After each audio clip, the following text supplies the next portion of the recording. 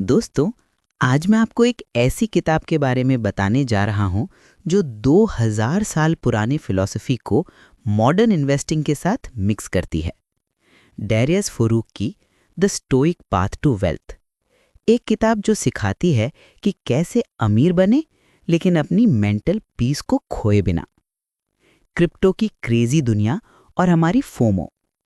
सोचो, तुम Instagram scroll कर रहे हो, तुम्हारा एक कॉलेज फ्रेंड पोस्ट करता है, just made 5 lakhs profit from Dogecoin, ट्राउ ट्राउ ट्राउ। कमेंट्स में सब सेलिब्रेट कर रहे हैं। फिर ट्विटर खोलो, समवन ने बिटकॉइन से घर खरीद लिया। फिर यूट्यूब, एक 22 साल का लड़का बता रहा है कि कैसे उसने स्टॉक ट्रेडिंग से महीने का 10 लाख कमाया। और तुम अपनी बोरिंग 9 to 5 जॉब में बैठे हो, 40,000 की सैलरी पर। लगता है जैसे पूरी दुनिया अमीर हो रही है और तुम पीछे रह गए हो। FOMO, fear of missing out, ये तुम्हें खा रहा है। तो क्या करते हो? तुम भी कूद पड़ते हो, थोड़े पैसे जोड़ते हो, किसी हॉट स्टॉक में डाल देते हो, या कोई क्रिप्टो खरीद लेते हो क्योंकि सबने कहा अगले महीने मून जाएगी। फिर क्या होता है? 2 दिन तक प्राइस बढ़ती है, तुम एक्साइटेड हो, मैं जीनियस हूं, मैं भी अमीर बन रहा हूं। लेकिन तीसरे दिन क्रैश। तुम्हारे 50,000 अब 20,000 रह गए हैं। पैनिक, बेच दूं, होल्ड करूं, और पैसे डालूं कि एवरेज निकालूं। तुम रात को सो नहीं पाते, हर घंटे फोन चेक करते हो। मूड स्विंग्स, जब मार्केट अप होती है तुम हैप्पी, जब डाउन होती है तुम डिप्रेस्ड। ये कोई जीने का तरीका है? डैरियस फरूक कहते हैं, रुको, ये पागलपन है, और इससे अमीर नहीं, तुम स्ट्रेस का पेशेंट बनोगे। डैरियस की अपनी डिजास्टर स्टोरी। डैरियस की खुद की जर्नी बहुत इंटरेस्टिंग है। वो भी हम जैसे थे, एवरेज लड़का जिसे लगता था कि स्टॉक मार्केट में क्विक मनी है। उन्होंने भी ट्राई किया, ट्रेडिंग करना शुरू किया। शुरू में थोड़ा लक मिला, कुछ प्रॉफिट्स। वाह, ये तो आसान है, सोचा। मोर मनी इन्वेस्ट किया, मोर रिस्क्स ली, और फिर बड़ा लॉस, बहुत बड़ा।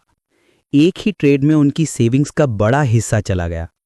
वो डेवेस्टेटेड थे, नॉट जस्ट फाइनेंशियली, इमोशनली भी टूट गए थे। लेकिन डैरियस ने वो किया जो बहुत कम लोग करते हैं। उन्होंने खुद से सवाल पूछा, मैं इतना इमोशनल क्यों हो गया? मैंने रैशनल डिसीजंस क्यों नहीं ली? क्या प्रॉब्लम थी? उन्होंने रियलाइज किया, प्रॉब्लम पैसों की नहीं थी, इमोशंस की थी। ग्रीड जब मार्केट अप थी, फियर जब मार्केट डाउन थी, फोमो जब दूसरे प्रॉफिट कर रहे थे, पैनिक जब लॉस हो रही थी। और फिर उन्हें मिली स्टोइसिज्म, एक 2000 साल पुराने ग्रीक फिलॉसफी जो सिखाती है कि इमोशंस को कैसे मैनेज करें। स्टोइसिज्म क्या है? मॉडर्न लैंग्वेज में स्टोइसिज्म सुनकर लगता है कुछ बोरिंग, एंशिएंट, डस्टी फिलॉसफी। लेकिन दोस्तों, ये आज के टाइम में सबसे रेलेवेंट फिलॉसफी है। स्टोइसिज्म बेसिकली कहती है कि जो तुम्हारे कंट्रोल में है उस पर फोकस करो, बाकी सब लेट इट गो।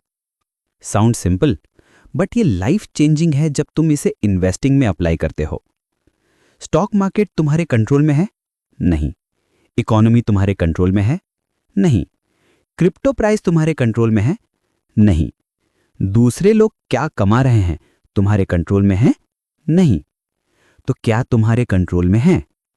कितना इन्वेस्ट करना है, कहां इन्वेस्ट करना है, कब तक होल्ड करना है, अपनी रिसर्च कितनी डीपली करनी है, अपने इमोशंस को कैसे हैंडल करना है। बस, बाकी सब आउटसाइड योर कंट्रोल। आज स्टोइक्स कहते हैं कि जो आउटसाइड योर कंट्रोल है उसके लिए वरे करना बेकार है। मार्कस ऑरेलियस, एम्परर जो स्टोइक था। दारीज एक फैसिनेटिंग एग्जाम्पल देते हैं। मार्कस ऑरेलियस, ये आदमी रोमन एम्पायर का एम्परर था, दुनिया का सबसे पावरफुल व्यक्ति उस टाइम में। लेकिन वो स्टोइक फिलोसोफर भी था। मार्कस हर रात अपनी डायरी में लिखता था, जो आज मेडिटेशंस के नाम से फेमस बुक है। और वो क्या लिखता था? रिमाइंडर्स खुद को। तुम कंट्रोल नहीं कर सकते कि लोग तुम्हारे बारे में क्या सोचते हैं। तुम कंट्रोल नहीं कर सकते कि कल क्या होगा। तुम सिर्फ कंट्रोल कर सकते हो कि तुम आज इस मोमेंट में कैसे रिएक्ट करते हो। ये आदमी पूरी एम्पायर चला रहा था, वॉर्स लड़ रहा था, काउंटलेस रिस्पॉन्सिबिलिटीज थीं, लेकिन फिर भी वो शांत रहता था, क्योंकि वो फोकस करता था सिर्फ उस पर जो उसके कंट्रोल में था। अब सोचो, अगर वो पूरी एम्पायर के स्ट्रेस को हैंडल कर सकता था, तो तुम स्टॉक मार्केट के अप्स डाउन्स को हैंडल नहीं कर सकते। सेनेका, अमीर स्टोइक फिलोसोफर। एक और इंटरेस्टिंग कैरेक्टर, सेनेका। ये आदमी बहुत अमीर था, रोम का सबसे अमीर लोगों में से एक, लेकिन वो स्टोइक फिलोसोफर था। इंटरेस्टिंग बात ये, बहुत लोग सोचते हैं कि स्टोइक्स गरीब होते थे, मनी को रिजेक्ट करते थे, लेकिन नहीं। सेनेका प्रूव करता है कि तुम अमीर हो सकते हो और फिर भी स्टोइक रह सकते हो।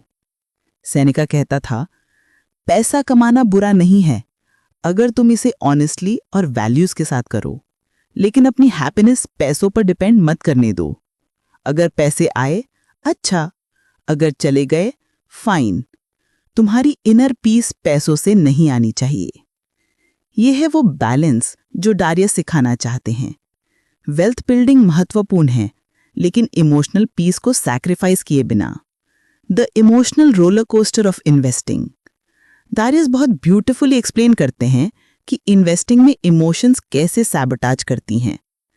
पिक्चर दिस, तुमने एक स्टॉक खरीदा 100 रुपए में, नेक्स्ट वीक वो 120 हो गया।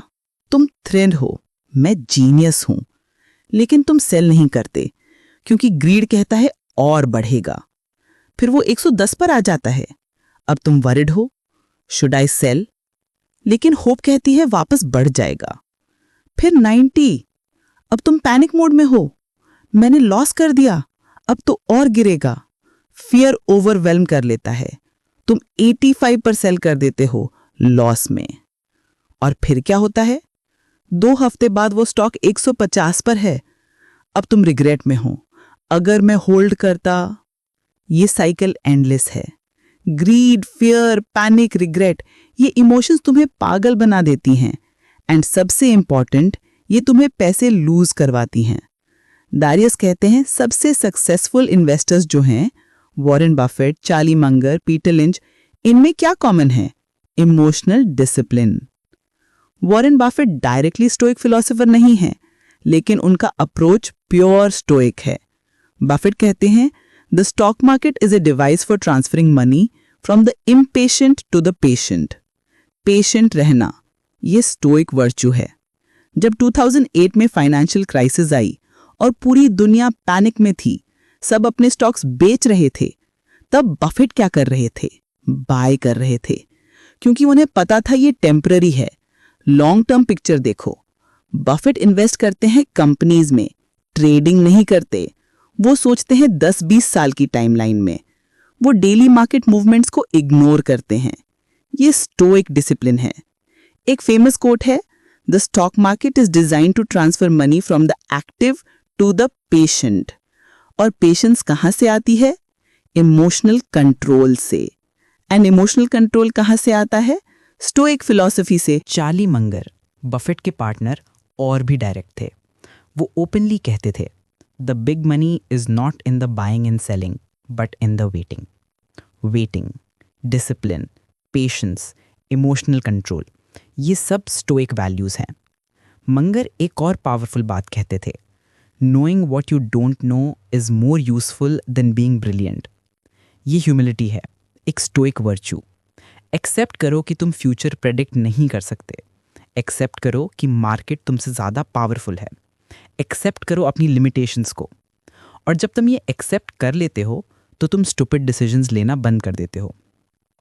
द 3 पिलर्स, डारियस का फ्रेमवर्क। डारियस अपनी बुक में 3 मेन पिलर्स बताते हैं स्टोइक वेल्थ बिल्डिंग के। Pillar 1, earn more than you need. ये बेसिक लगता है लेकिन क्रूशल है। इन्वेस्टिंग शुरू करने से पहले तुम्हारे पास इन्वेस्टेबल मनी होना चाहिए। लेकिन ये सिर्फ पैसे कमाने की बात नहीं, ये है लाइफस्टाइल इन्फ्लेशन को कंट्रोल करने की बात। जब तुम्हारी सैलरी 30K से 60K हो जाती है, तुम क्या करते हो? बिगर अपार्टमेंट लेते हो, एक्सपेंसिव कार EMI लेते हो, डिज़ाइनर कपड़े खरीदते हो। रिजल्ट फिर भी ब्रोक।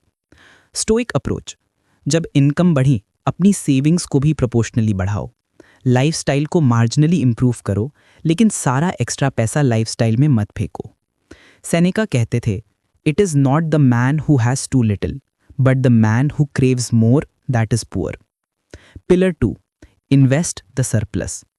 अब जो सरप्लस है यानी जो पैसा बचता है नेसेसिटीज और मॉडरेट लाइफस्टाइल के बाद, उसे इन्वेस्ट करो। लेकिन कहाँ? डारियस रेकमेंड करते हैं प्राइमरीली इंडेक्स फंड्स। क्यों? क्योंकि ये डाइवर्सिफाइड है, ये लो कॉस्ट है, ये रिक्वायर्स मिनिमम एफर्ट, ये इमोशनली बहुत कम डिमांडिंग है। इंडिविजुअल स्टॉक्स पिक करना risky, time consuming, emotionally draining. हर दिन चेक करना, हर न्यूज़ पर रिएक्ट करना, ये तुम्हें पागल बना देगा।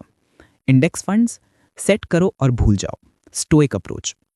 डारियस कहते हैं the best investment strategy is the one you can stick with, और तुम तभी स्टिक कर पाओगे जब वो इमोशनली सस्टेनेबल हो।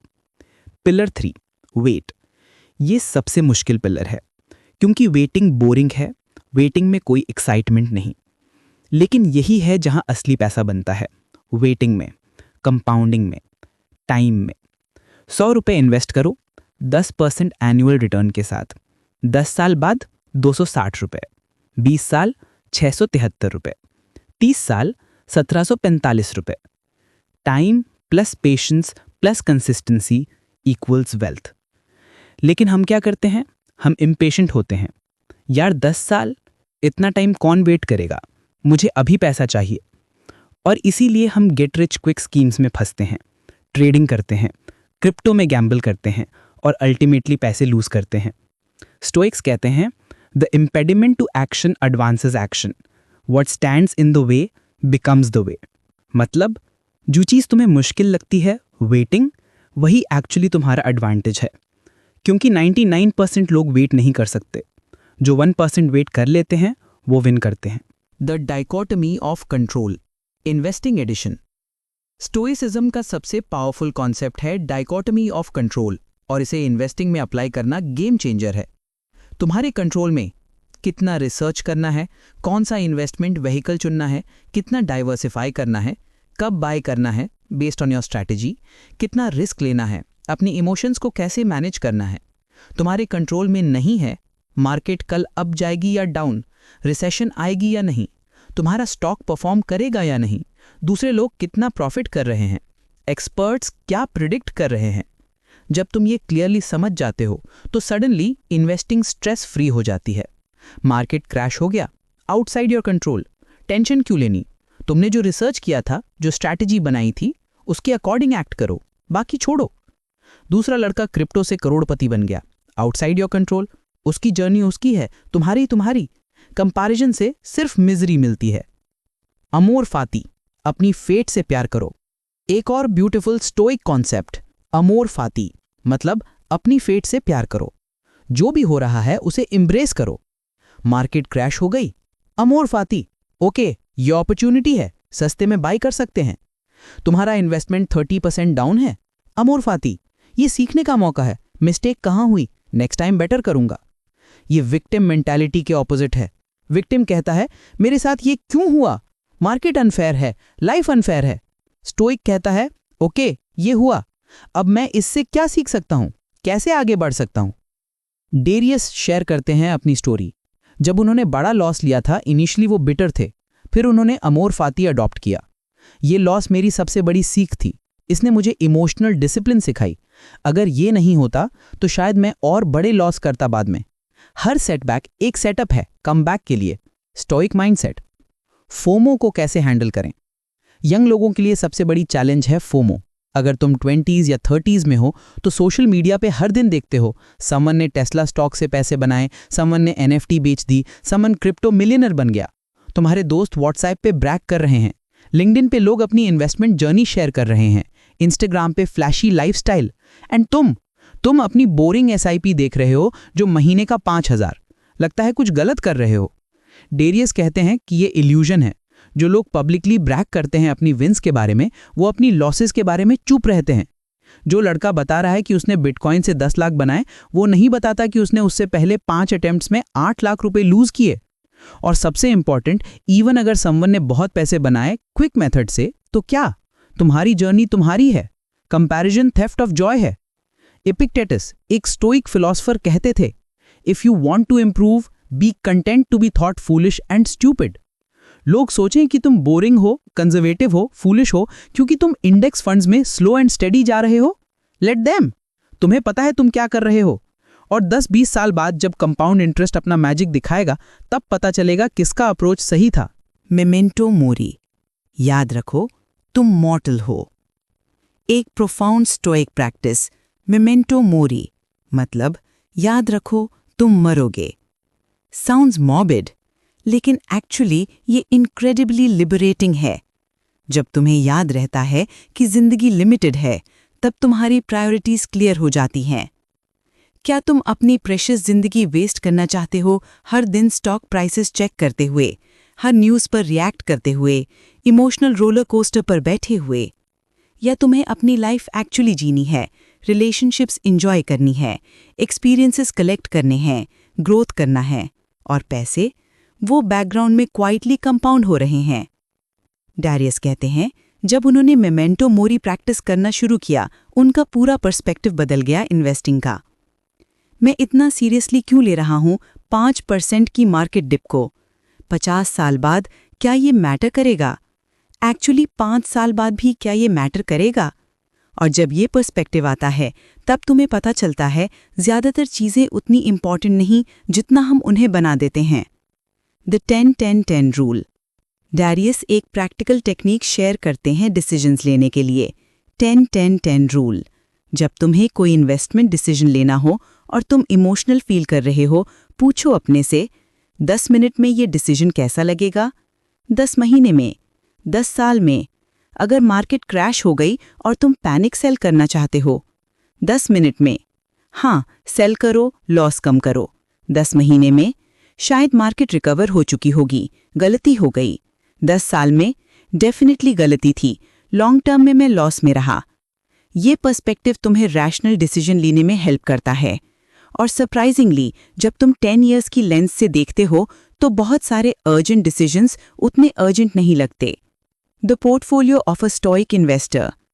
तो प्रैक्टिकली एक स्टोइक इन्वेस्टर का पोर्टफोलियो कैसा होता है? डैरिस रेकमेंड करते हैं 80 to 90% इंडेक्स फंड्स में, S&P 500, Nifty 50, total market index funds set करो और भूल जाओ। Monthly SIP, no emotional drama. 10 to 20% में फ्रीडम के लिए। अगर तुम्हें इंडिविजुअल स्टॉक्स पिक करना पसंद है या कुछ रिस्की बेट्स लेनी है, ओके, लेकिन सिर्फ अपने पोर्टफोलियो का छोटा हिस्सा। इससे अगर लॉस हो भी जाए तो तुम्हारा ओवरऑल पोर्टफोलियो सेफ है और इससे तुम्हारा इच भी स्क्रैच हो जाता है। बैलेंस, नाइदर टू कंजर्वेटिव कि ग्रोथ नहीं, नॉट टू एग्रेसिव कि हर रात टेंशन। और सबसे इंपॉर्टेंट, सिंपल रखो। Complex strategies, multiple platforms, countless stocks, ये सब तुम्हें कंफ्यूज करेगा और इमोशनल डिसीजन लेने पर मजबूर करेगा। सिंप्लिसिटी स्टोइक वैल्यू है और इन्वेस्टिंग में simplicity equal sanity. Dollar cost averaging, stoic style.